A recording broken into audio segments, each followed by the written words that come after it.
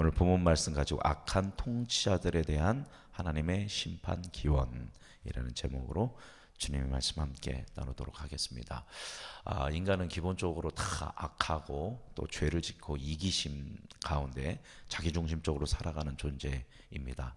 그런데 일반인이 짓는 죄와 권력을 가지고 있는 통치자들이 짓는 죄와는 그 죄의 영향력이 차이가 굉장히 큽니다. 그래서 하나님께서는 더 큰 책임, 더 큰 달란트를 준 사람에게는 더 큰 것을 또 요구하시는 분이 또 우리 하나님이십니다.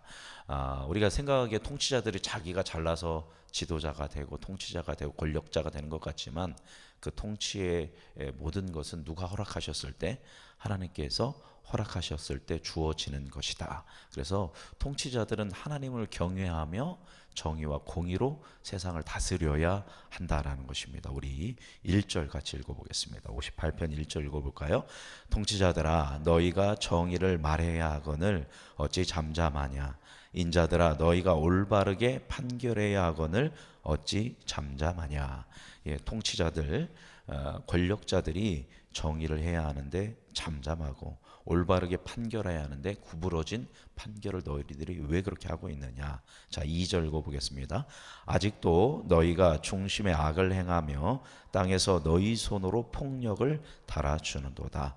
하나님 주시는 그 권력과 그 힘을 가지고 그 능력을 가지고 공의와 또 억울한 사람이 없도록 온전하게 재판을 해야 하는데 세상을 다스려야 하는데 그게 아니라 마음의 중심을 가지고 자기 중심성을 가지고 이기심을 가지고 오히려 사람들로 하여금 폭력을 행하게 하고 구부러진 판단으로 인하여 더 억울한 사람을 더 억울하게 만드는 이런 악행하는 지도자들에 대해서 이제 그 고발하는 이 내용이 1절, 2절의 내용입니다. 그들은 마치 어떤 존재 같다라고 이야기하냐면 3절, 4절, 5절을 보면 마치 독을 머금고 있는 독사와 같다. 그래서 뱀을 다루는 사람의 얘기도 듣지 않고 누구 얘기도 안 듣는 독사라는 겁니다. 5절 읽어보겠습니다. 5절 읽어볼까요? 술사에 홀리는 소리도 듣지 않고 능숙한 술각의 요술도 따르지 아니하는 독사로다. 예전에 보면 이렇게 피리를 불면 그죠?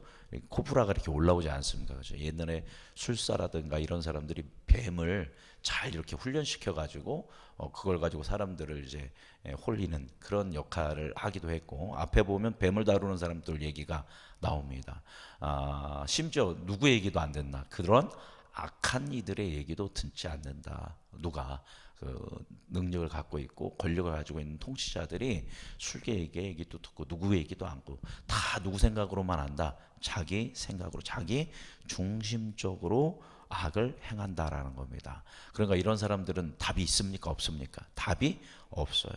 하나님을 경외하지도 않고 악한 권세를 뭐 할 것도 없고 그냥 자기 뜻대로 악을 행하는 아주 귀머거리와 같은 그런 독을 품은 독사와 같은 이런 사람들이 바로 권력을 가지고 공의를 행하지 않고 오히려 삐뚤어진 그런 권력을 행사하는 사람들의 결과입니다. 그러니까 나도 죽고 너도 죽고 모두 죽이는 결과를 가지고 오는 사람입니다.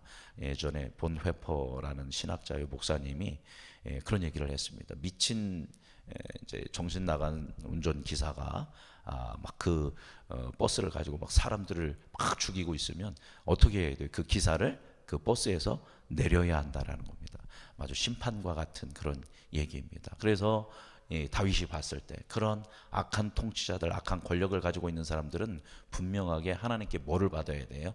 심판을 받아야 한다라는 겁니다. 그냥 내버려 두면 모든 사람들이 멸망으로 갈 수밖에 없다라고 이야기하면서 하나님을 향해서 심판에 대한 기운을 6절부터 9절까지 합니다. 자, 6절 읽어볼까요?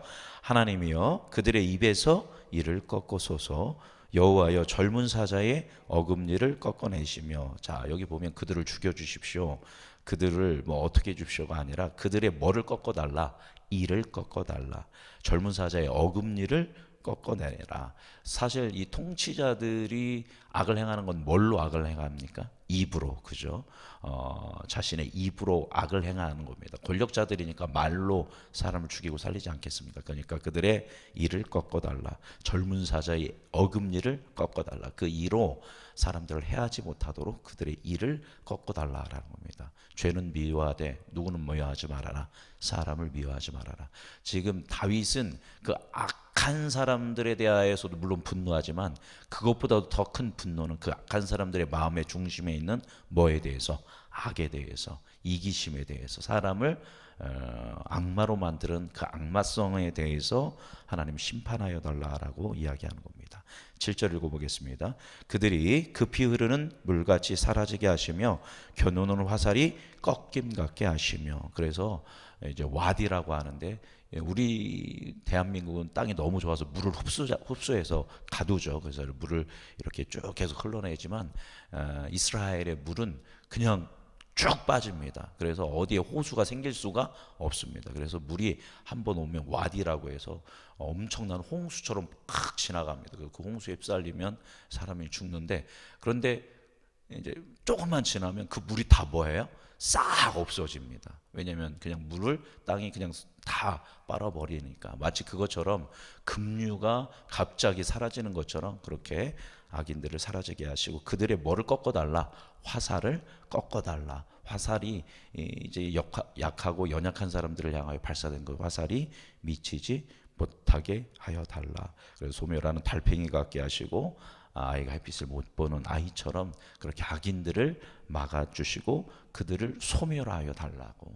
그래서 억울한 사람, 약한 사람들이 고통당하지 않게 해달라고 기원을 합니다. 그래서 10절, 11절 보면 그래서 결국은 하나님께서 그렇게 악인들을 심판하시고 의인들로 하여금 기쁨의 노래를 부르시도록 인도하여 주실 것을 믿습니다라고 하는 믿음의 고백으로 시편의 말씀이 마무리되고 있습니다.